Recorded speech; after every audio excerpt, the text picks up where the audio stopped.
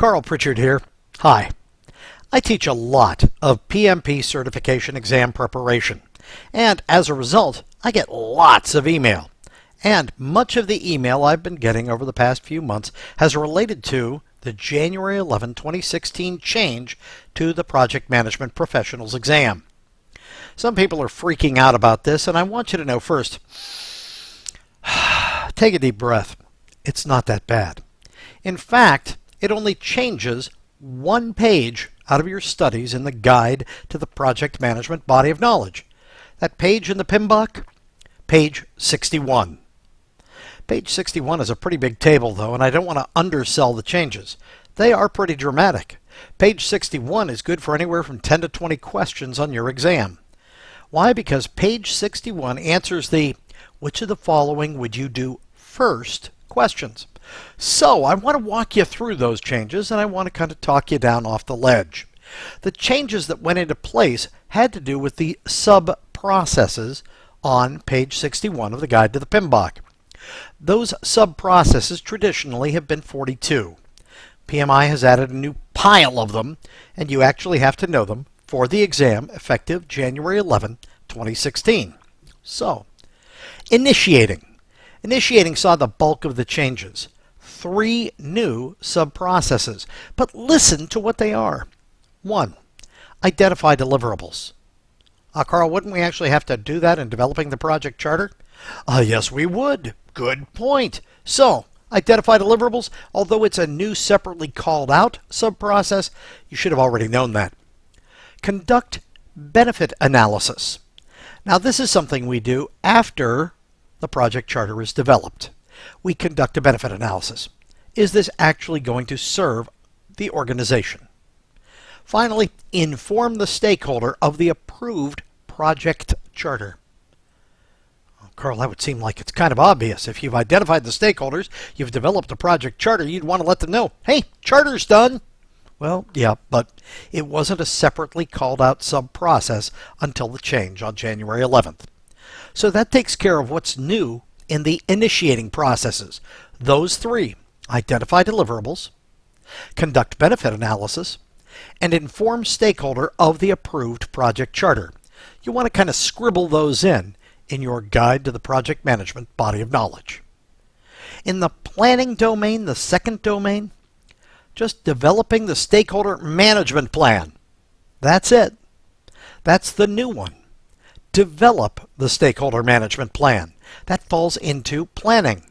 Carl, don't we plan all these other kinds of management, like plan HR management and plan risk management? Yes. So develop stakeholder management plan?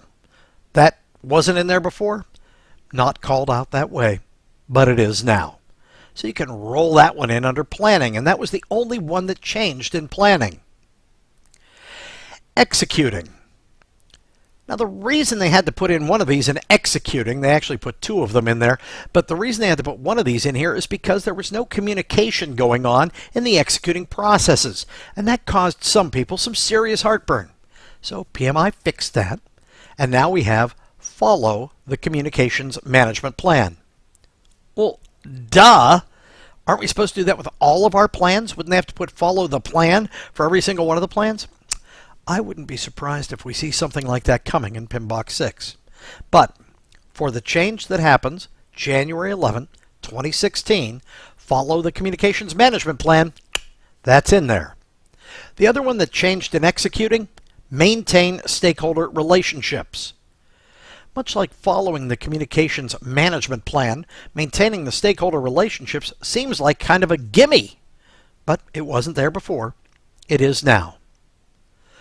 The last of the changes came in monitoring and controlling. There were no changes in closing the project. PMI felt like that one was on target. But monitoring and controlling, we did see a little bit of change there. 2 new processes. The first is capture, analyze, and manage lessons learned. Now, they actually kind of moved that concept up into monitoring and controlling so that it just makes sense there. And finally, the last one, monitor procurement activities. Keep an eye on your purchasing office. Those are the 2 biggies they add in monitoring and controlling. With those changes to page 61 of the Guide to the PMBOK, you are now loaded for bear with the information that changed effective January 11, 2016. So if you're doing your PMP prep and you've bought a big pile of books and you're like, wow, I guess I'm going to have to go buy the new ones. Please. I don't think so. I think the old ones will serve you just fine. But if you have any other questions, comments, concerns, feel free to pop me an email. carl@carlpritchard.com. As I said at the outset, or should have said at the outset, I have a PMP prep class coming up later this quarter. I have one every quarter, so it doesn't matter when you're watching this. And I also have a virtual version of my program. Love to have you join us there. I look forward to being in support of you as you get ready to become a PMP, or if you're just checking me out so that you can keep current on what's going on with the Project Management Professionals exam. Thanks a lot for checking in.